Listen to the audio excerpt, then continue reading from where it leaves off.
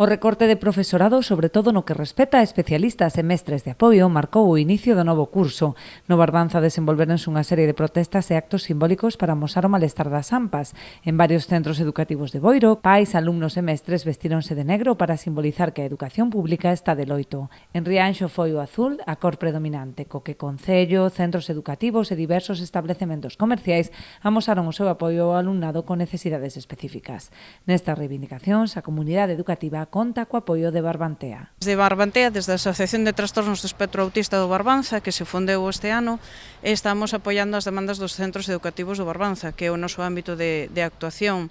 Parécenos unhas medidas lógicamente razoables porque a nosa finalidade é a defensa das persoas autistas, que se respeten os seus dereitos, neste caso o dereito universal a unha educación de calidade e inclusiva.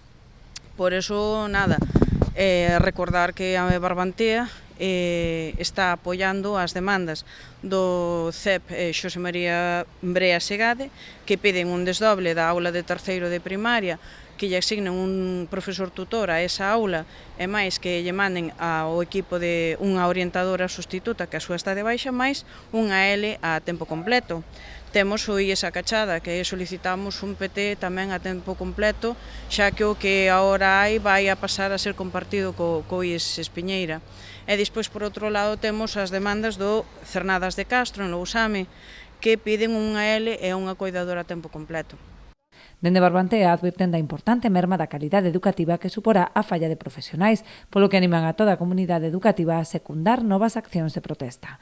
Non só pensemos que son nenos con necesidades especiais afectados, eles, se non están ben atendidos, van a afectar aos compañeiros neurotípicos, co cal é necesaria a participación de toda a comunidade educativa, non só os pais e nais que nos vemos afectados polas condicións dos nosos fillos.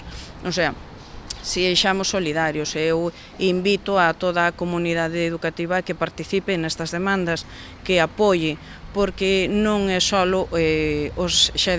os individuos con condicións especiais, somos todos os que ao final estamos afectados. Se uns non están atendidos, os demais van a notar, van a sufrir.